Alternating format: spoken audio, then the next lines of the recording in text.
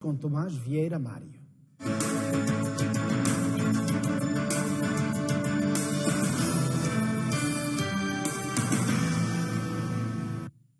Ora bem, vamos olhar para alguns temas que dominam a semana. Estamos a 1 de maio. Tomás, muito boa noite. Este é o 1º de maio mais estranho por conta da pandemia do Covid-19.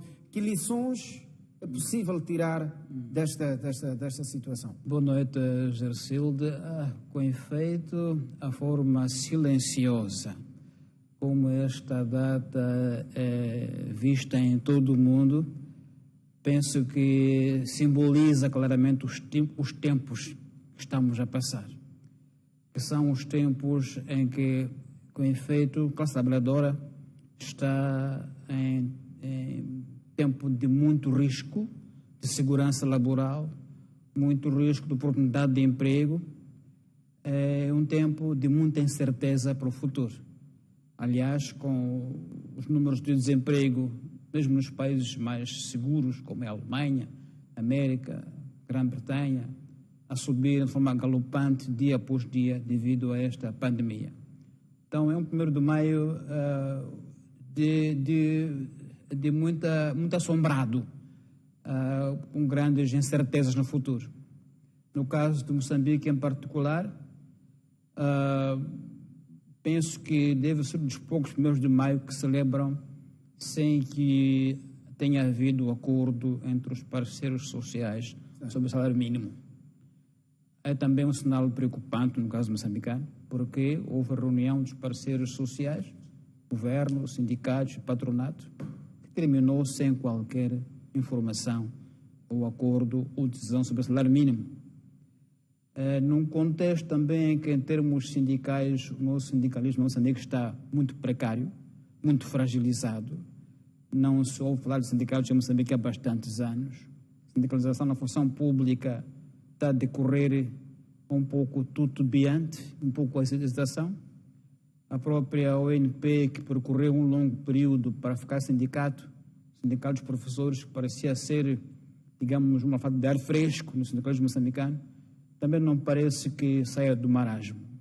Então, é um período, de facto, de luta, mas num contexto muito sombrio para todo o mundo. Moçambique não é exceção, pelo contrário, como eu digo, o fato de que houve reunião dos parceiros sociais que não teve acordo de salário mínimo é um indicador muito eloquente dos tempos que correm, que são tempos difíceis para os trabalhadores. Tomás, vamos olhar para a prorrogação do estado de emergência. No seu Informe à Nação, o Presidente da República referiu que o comando para as pessoas diminuírem ao máximo os movimentos pelas ruas e ficarem em casa não tem sido acatado. O que é que está a falhar? Com efeito, já há alguns dias antes, o Diretor Nacional Adjunto do Instituto Nacional de Saúde, Dr. Eduardo Samugudo, havia mencionado que o impacto do confinamento em casa é mínimo. Esperava-se que o movimento até aí existente diminuísse para 60%, mas só diminuiu para 15%, em 15%. Ou seja, em 1/4 daquilo que era a previsão da meta da saúde para esta componente de confinamento doméstico. A pergunta é: o que é que se passou? Por que é que as pessoas, de facto, não estão a acatar? Eu penso que deve haver muitos fatores a ter em causa, mas não excluo aqui o fator comunicação. Em termos de comunicação harmonizada com uma finalidade. A comunicação, nesta fase, deve ter como um fim comunicação para a saúde, para o confinamento, para a contenção. As pessoas devem perceber que há um risco real de estar na rua. Quando o Dr. Samugudo fez esse anúncio de que há uma falha nesta meta, eu fiz um teste no Facebook, a dizer mesmo isso. Houve uma reação de muita gente em simultâneo, a dizer assim: como é que estamos a falhar se afinal todos os dias dizem que testes são negativos? E, portanto, os testes que se fazem dão negativo. Dias seguidos, os números estão estagnados. Quer dizer que estamos bem. Não há razão para queixa, senão os testes negativos iam subir, não estão a subir. Eu disse, aqui é um ponto que tem que ser visto realmente. Como é que está a comunicação a ser harmonizada entre os números que se dão no dia a dia e a ideia de que temos que nos conter? Não há aí alguma dissintonia, algum desencontro de mensagens? A mensagem que diz que os testes que se fazem dão negativo em termos quantitativos muito altos do que os dão positivo. E depois, os números que nos dão, o que é que explicam mesmo? Mesmo sobre este ponto, vale a pena fazer todo esse esforço simplesmente para apresentar números nas habituais conferências de imprensa? Pois, eu penso que os números que estão a ser postos, como são postos, como apenas números, sem um contexto de o que é que eles valem no contexto do país todo, são enganadores. Temos um número de que, bom, hoje fizemos 500 testes, deram negativo para o Covid-19. Mas testes feitos aonde? São testes feitos em locais muito localizados. Neste momento, concentração em Cabo Delgado, sabe-se porquê? Está-se num sistema bipolarizado, Maputo e Cabo Delgado. E penso que a ideia que se cria com esse medo é que só Maputo e Cabo Delgado estão afetados. Acho que é uma ideia enganadora, porque não fazemos testes em massa, não fazemos testes aleatórios. Assim é o calha, tipo Lixinga, como é que está Lixinga? Como é que está, outras capitais do país, para vermos como é a tendência nacional. Então, temos números que, ditos de forma crua, sem mostrar o que vale no total do país, parece que estamos bem. Então, para que eu ficar em casa? A informação que nos dão é que estamos bem. Os testes todos dão negativo. Só há crise em Palma, em Afunge. Então, eu penso que aqui na comunicação é preciso uma atenção para que não se induza as pessoas em erro, devido aos números que se dão, que são números localizados, de grupos localizados. A testagem que se faz ainda é mínima, portanto não é nacional, não nos dá o quadro nacional. E se isso não é colocado no seu devido contexto, cria essa ideia de que estamos bem, porque afinal o Diretor Nacional de Saúde Pública dá sempre um relatório positivo. Agora acho que há 3 dias que não há novidade, não é? Portanto, eu acho que esta informação, assim como é dada, é enganadora. Deve ser dada num contexto claro. Que riscos é que isto pode... O risco do relaxamento, como é óbvio, do relaxamento. As pessoas dizem, não, vocês estão a ver, o relato diário que nos dão é positivo. Então estamos a nos comportar bem. Estamos bem, para que mudar? Se não há risco nenhum. E isto acho que é preocupante. Portanto, terá que haver uma forma de harmonizar estes relatos diários com o fim da mensagem final. E eu penso realmente que se o fim dessas press-conferências diárias é dar números, penso que, e por cima o risco de que os números não se alteram, penso que essas conversas diárias podem, digamos, perder o seu impacto. Podem, digamos, ficar vulgarizadas, ficarem irrelevantes. Eu acho que é um tempo que se deve usar do modo mais criativo, do modo mais multifacetado. Por exemplo, eu acho que seria útil, em algum momento, termos informação de o que é que faz esta comissão técnico-científica criada. O que é que ela faz? Onde é que ela está? O povo não sabe, não é? Penso que aí está uma fonte de informação importante, que deve dar a pessoas perceberem que, olha, há uma entidade científica, técnico-científica formada, que está a trabalhar nisto, e trabalha assim, e são estes os membros da comissão. Até agora ninguém sabe quem é essa comissão, foi nomeada, foi comunicada, mas ela própria nunca apareceu em público a pronunciar-se. Então, acho que aqui há um espaço ainda muito largo de comunicação, deve ser melhorado, repito, de forma que haja comunicação harmonizada entre as mensagens não se contradigam umas às outras, como parece ser o caso neste momento. E é um risco muito grande. Vamos virar de página. A semana foi também marcada pelo balanço dos primeiros 100 dias de governação e o relator do Presidente da República a suscitar reações de toda a parte, quer em debates na imprensa, quer através das redes sociais. De uma maneira geral, parece estar a haver algum cepticismo, ou descrédito da informação dada pelo chefe de Estado. Como é que analisa este fenómeno? Bom, primeiro, eu quero dizer parabéns ao Presidente da República, porque apareceu em público a dar esse informe dos 100 dias. Eu sou das pessoas que insistem como precisamos de informação oficial, atempada, ao mais alto nível. Neste caso, o Presidente da República fez esse esforço. É muito importante que aconteça isso. Agora, eu penso que, na sua pergunta, Gersilde, eu penso que aqui há uma questão que deve ser tida em conta, uma vez mais, comunicação. A questão do contexto, do estado de espírito das pessoas. Como as pessoas estão em termos de estado de espírito? Qual é a sua disponibilidade para receber essa informação? O contexto do país, neste momento, não é um contexto de sucessos. Não. É um contexto, pelo contrário, de grandes desafios.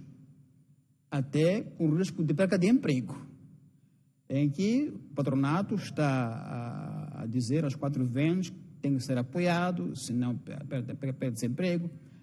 É um contexto de alguma insegurança.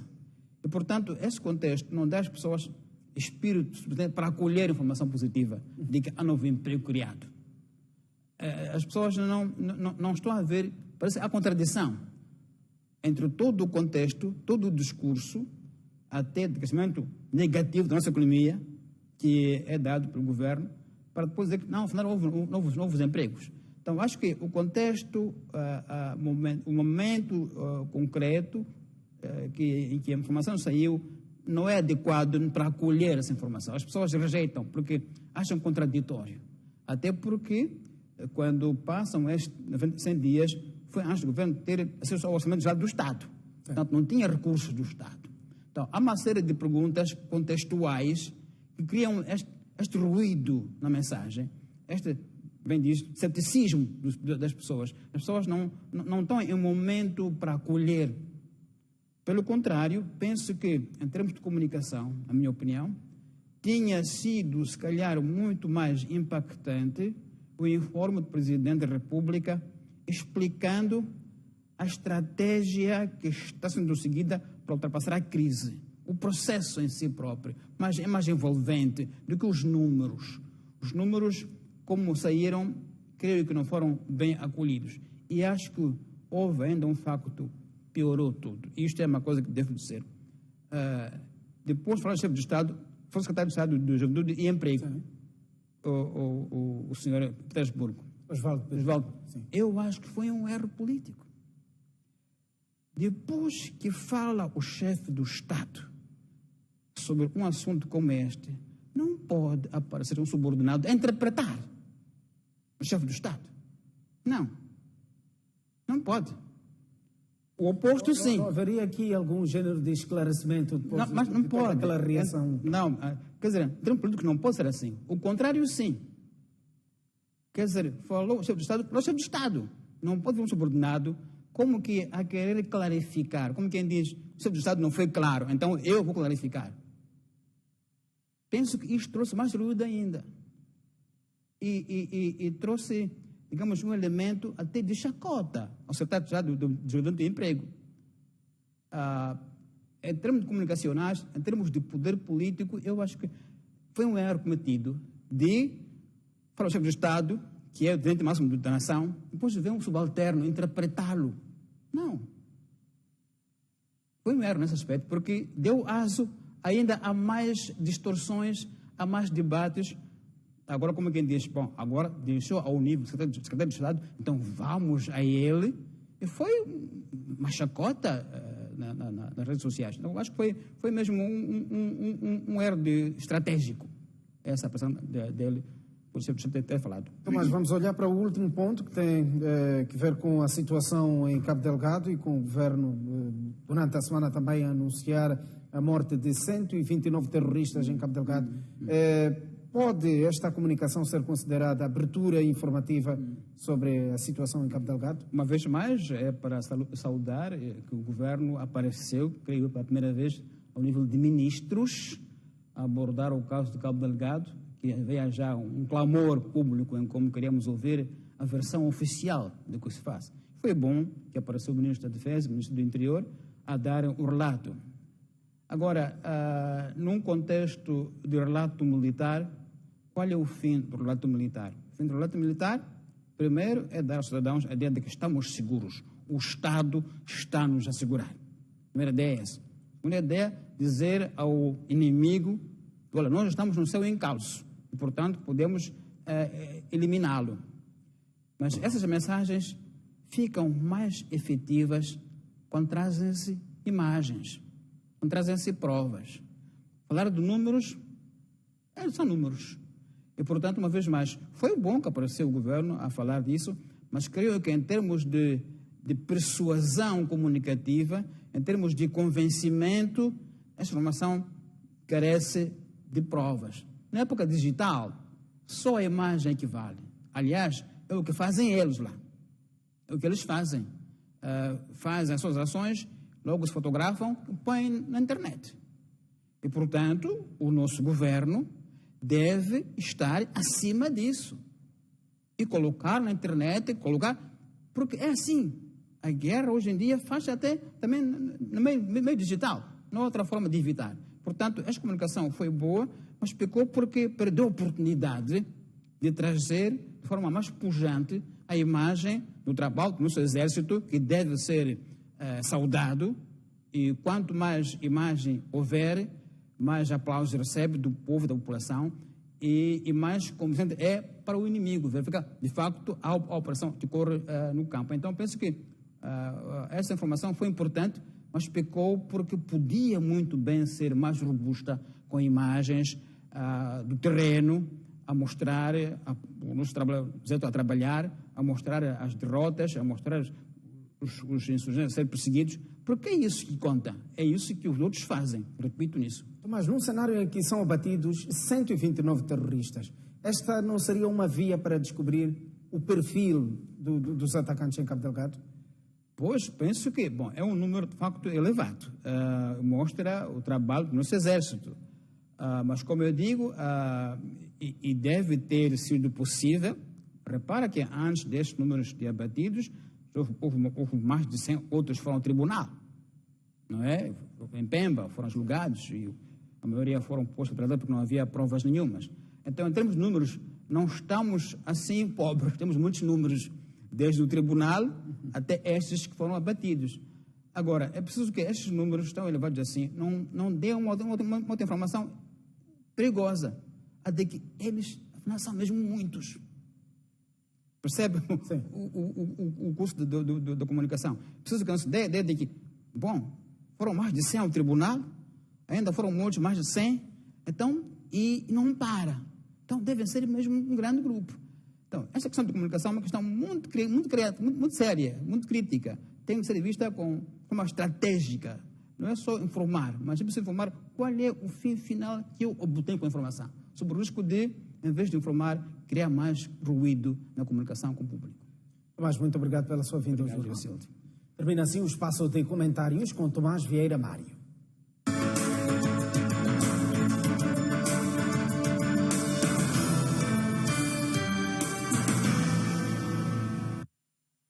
E era suposto que num dia como hoje